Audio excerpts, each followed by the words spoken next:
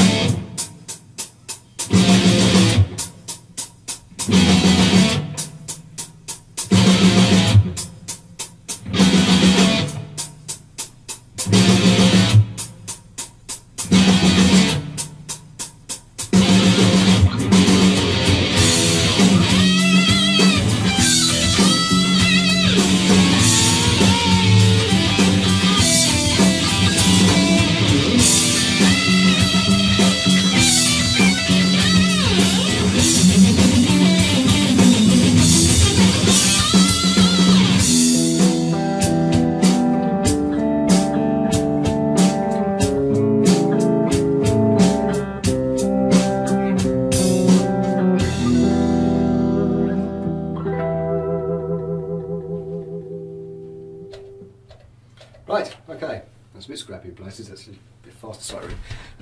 Right, let's have a look at this first section. You need a nice squeaky clean sound for this first bit, and you've got a piano marking there as well, so you've got to perform it nice and quietly.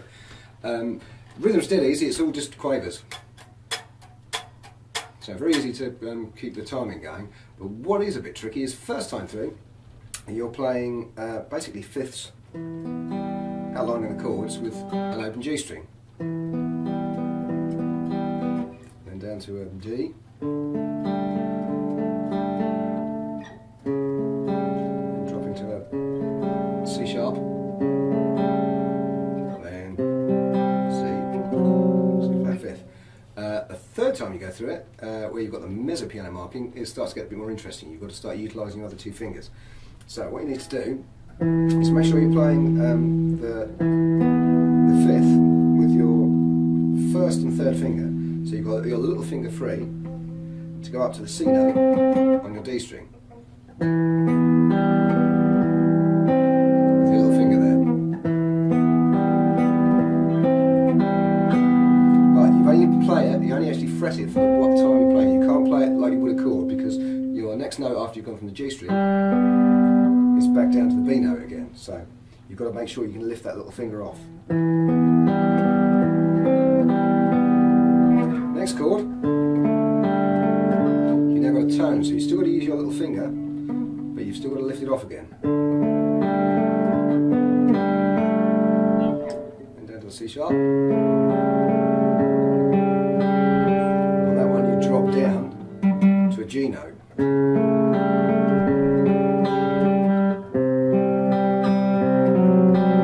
Around again.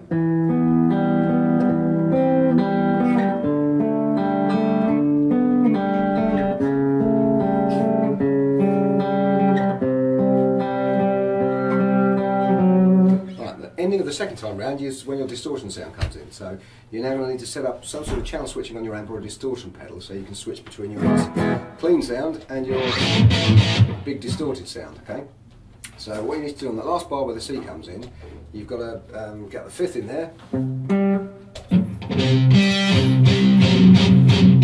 Gradually build up to those fifth power chords. Now the important thing here, where the distorted section comes in, where you've got the forte marking, is keeping it nice and tight, making sure that you've got control of the strings, the open strings, to make sure there's nothing ringing out. It's got to be really punchy. So, F sharp up to G, A, G, F sharp, back up to G.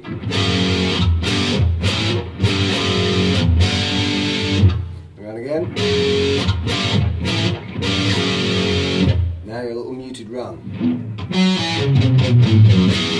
It's quite fast, so it may take a little bit of practice to get used to it. I recommend you try and use alternate picking. So start with a downstroke, upstroke, downstroke, upstroke, downstroke, upstroke, downstroke, upstroke on the open E.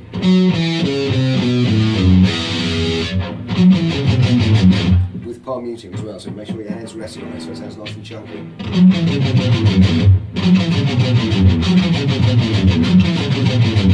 I'd recommend just do it as a loop. It's one bar long, or rather 2 beats long, so you can just keep repeating it around in a loop. If you can do it consistently, you know you can do it nice and accurately.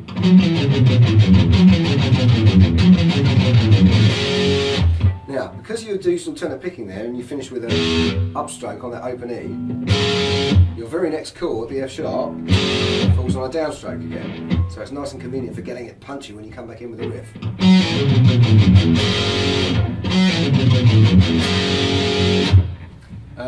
Right, don't forget as well, the second time you do that rundown, you're moving up a string.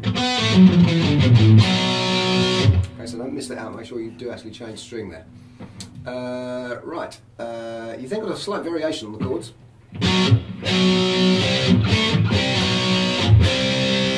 Second time round, going up to an F sharp. Then a little run. Again, best way to do that, third finger, use your first finger for both adjacent notes at the second fret. Back to your chords again. A little run again.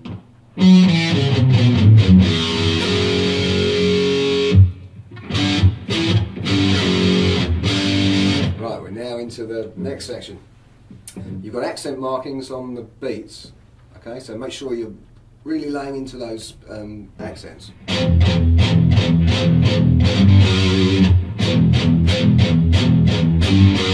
you can bum, really feel that beat pulsing through it.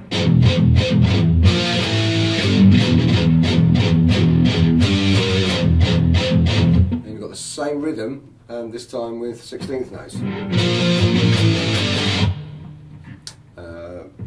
Whole lot on 16th notes now.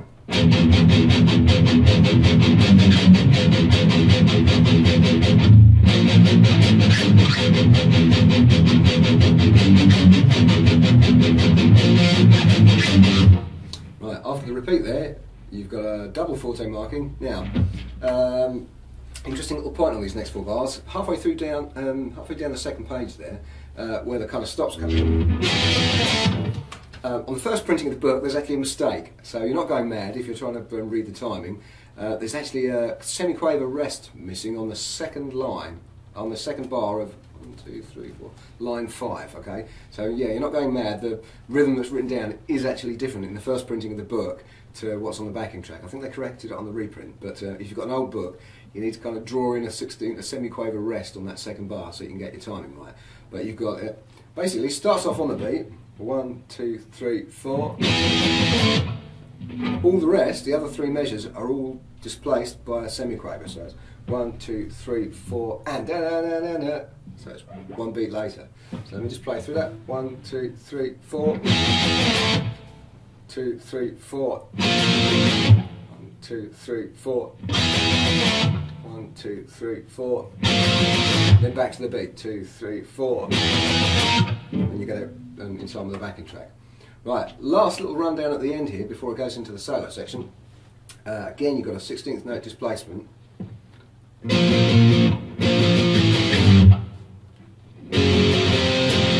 Bit of a weird rhythm.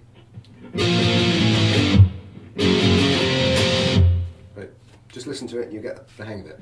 You then got quite a short, it surprised me actually when I tried to play through it a minute ago, I nearly ran over. 8-bar solo. So it's in E minor, so good old E minor pentatonic scale will fit perfectly well. But try and use your full minor scale as well. And a little bit of twiddly stuff in there, wouldn't go amiss, quite nice. You've then got to count through those bars when you come back to the last two measures where you jump back to your clean sound. So it's quite easy to miss the end of the solo and overrun into the clean bit. So make sure you're kind of counting in your head how many bars you've got through so you can make sure you get that switch back at the end. Right, I'll play a second time now with the backing track slowed down a little bit.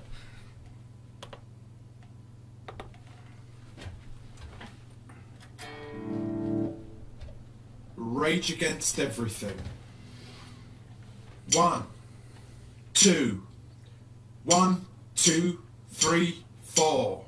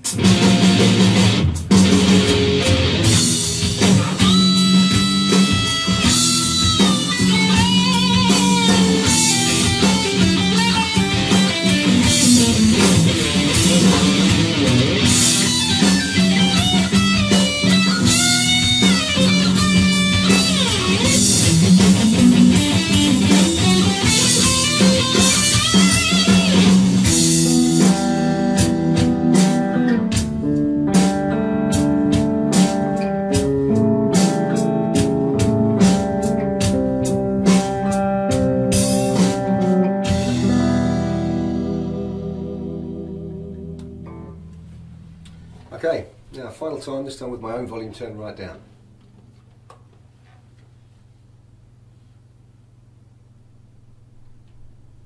Rage Against Everything. 1, 2, 1, 2, 3, 4.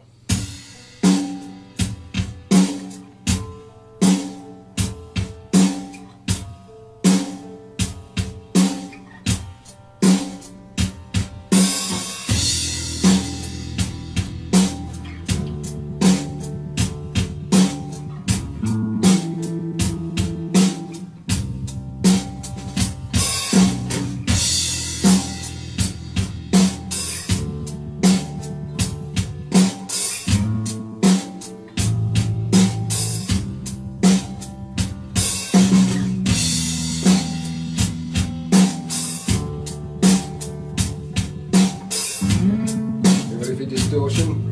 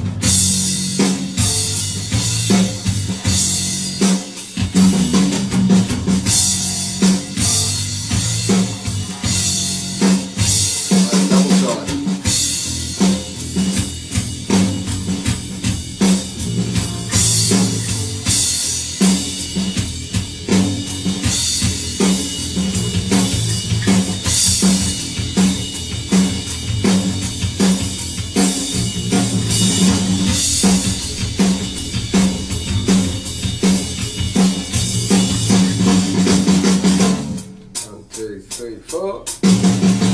1, 2, 3, 4. 1, 2, 3, 4. 1, 2, 3, 4. 1, 2, 3, 4. 1, 2, 3, 4.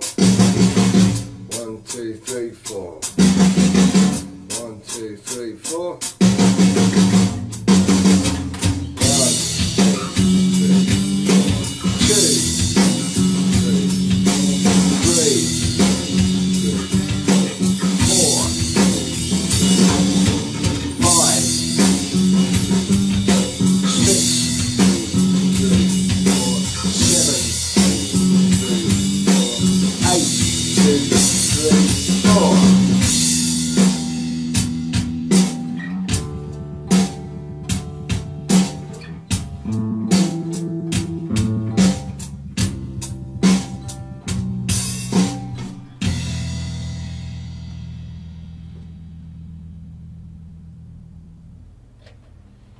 There we go. If you've got any questions or any queries about any of the parts in the piece, get in touch with me through YouTube. I hope that's of some help.